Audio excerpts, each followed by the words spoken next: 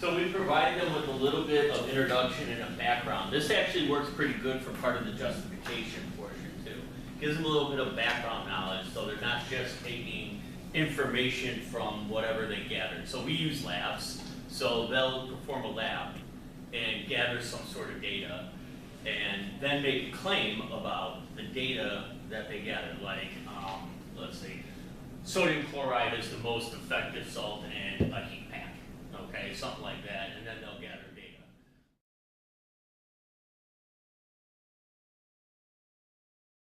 So the beginning part is the introduction, and if you go down to the middle, there's a task. So you're going to read the evaluation and use the rubric to determine if the administrator is a 1, 2, 3, or 4.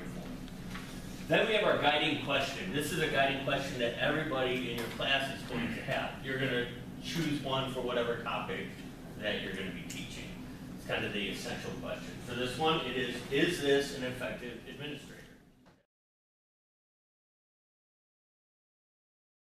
Ultimately, we'll review, after you guys make your whiteboard presentation about your evidence and justification, you guys are going to get to do a round robin and see other people's evidence and justification, how they presented their information.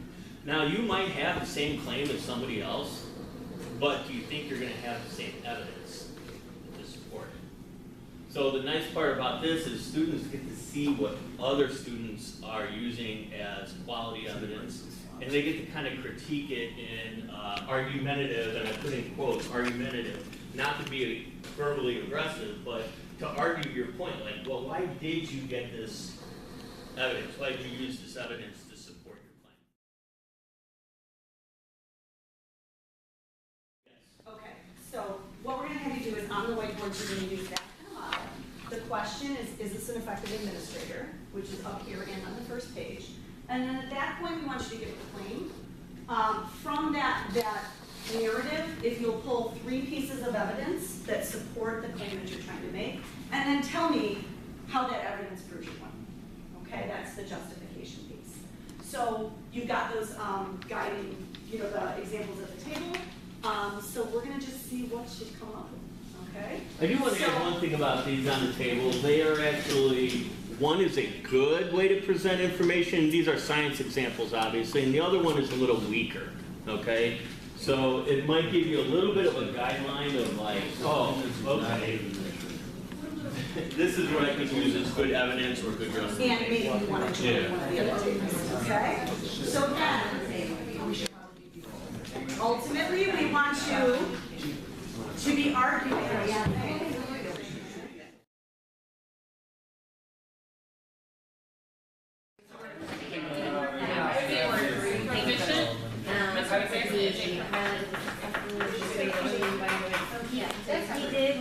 Confused English for Harvard with the science.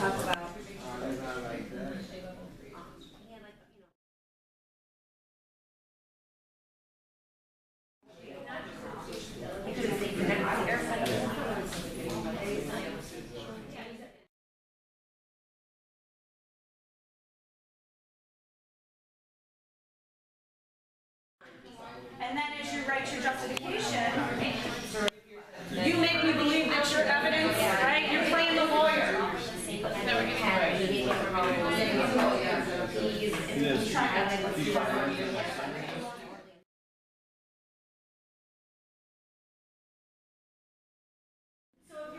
if you haven't started to list evidence out, choose the 3 pieces that you think are going to you're going to best be able to use to make that argument, and then as quickly as you can, could you put down sort of what your argument would be, just so we have kind of. So when we do the next part, you can see what other people have put down. Okay. So try to nail it down, a couple more pieces of evidence. I don't get them on there. Understand that this would be like 2 days in a classroom, so this is like dog years, except we subtract time to teachers. So we're going to do a 5-day lesson in 40 minutes for you.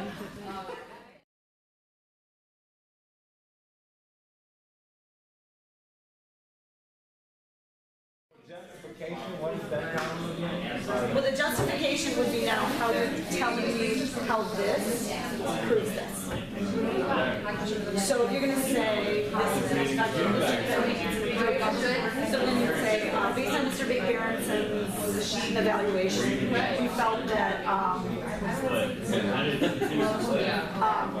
you know, he has several areas in which make him, you know, a very ineffective administrator. He seems to not understand the steps. So you're going to not just restate the evidence, but tell you what it means. Like you're making an argument. So, and someone else might say he's great.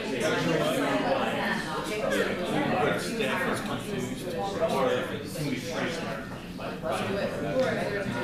Why is, really here's the question, why is confusing your staff members such an ineffective, make you such an ineffective? I mean, that's really what I need to understand, is why is that such an important part of being able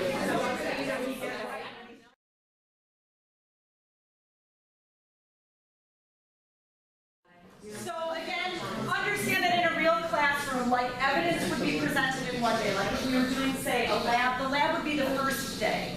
And then we'd spend an entire class period kind of doing exactly what you're doing with a group and constructing that, pulling those pieces of evidence and kind of collaboratively coming up with a justification.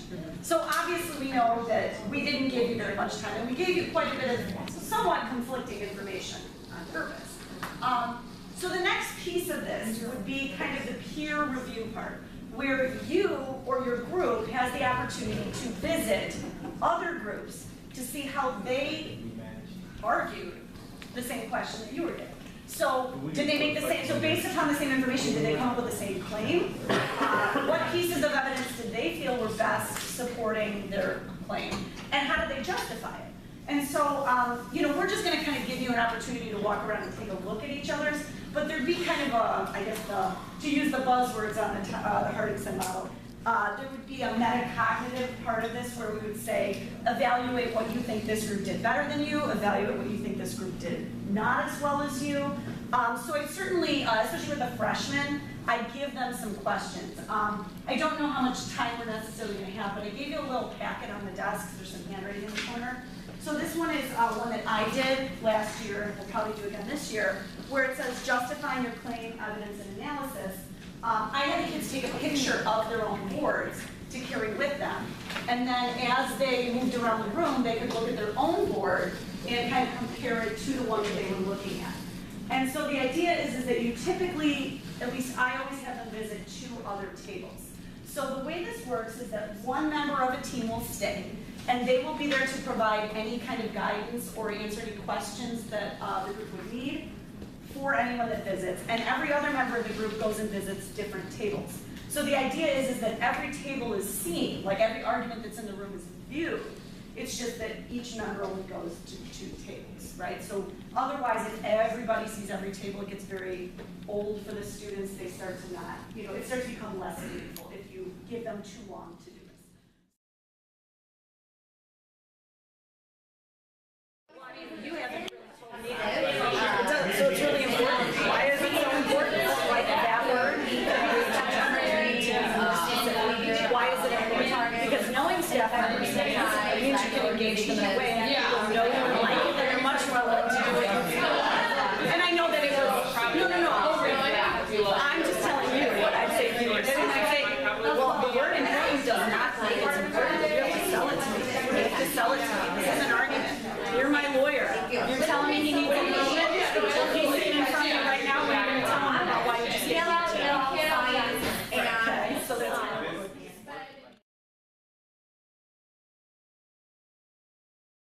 So that was a real abridged version of this part. This could take 15 minutes, where you walk around and you spend a little bit more time, because what I noticed is a lot of people were like, I had the same information, so it was very complimentary as far as, oh, hey, that's great. But what about when you go and see somebody else's that's slightly different?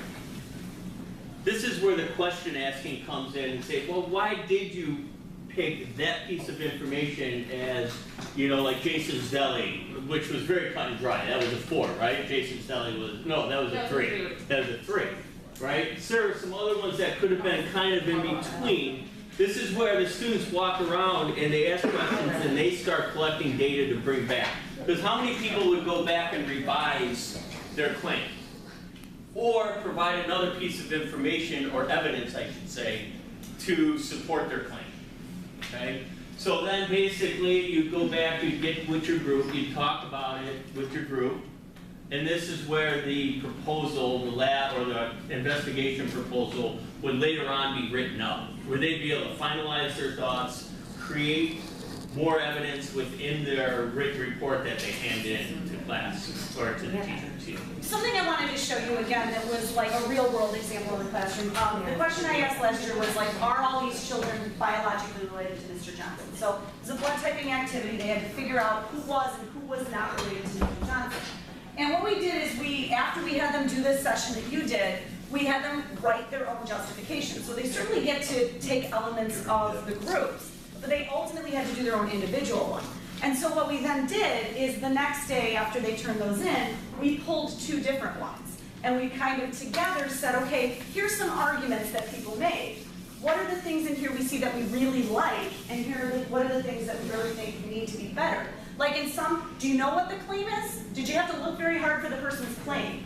Oh, well they didn't really come out and say exactly what they were trying to argue. So maybe this person would need to kind of make that a little bit more clear. Did you find the evidence? How many pieces of evidence do we see here? And do they make you understand the connection between them? And so we kind of worked through, and I gave you kind of both examples of what how different kids answered the question based upon the activity we did, whether or not the kids were, or the 3 children were related to Mr. Johnson. So we kind of just gave those examples and talked them through it, because this is not natural for kids. They are not going to be like, oh, I totally understand what, I mean, most of you were like, wait, what do I have to do? So this kind of gives you an idea of real student work. I mean, these are actually from my class, and we went through them together. And then based on that, we had the kids kind of then reevaluate the one they had turned in and said, could you make it better now based on this discussion? And then we said, well, go home and make it better, and then turn it into me. Because the process is about looking at others and then revising, and then looking at others and revising. So then by the time it gets turned into you, hopefully you're sort of seeing, to use one of those words on my model, or on the ROM model, it's been vetted a bunch of times, okay? So you're getting sort of, you know, that rough draft, give it back, but you're allowing more of the student control. So.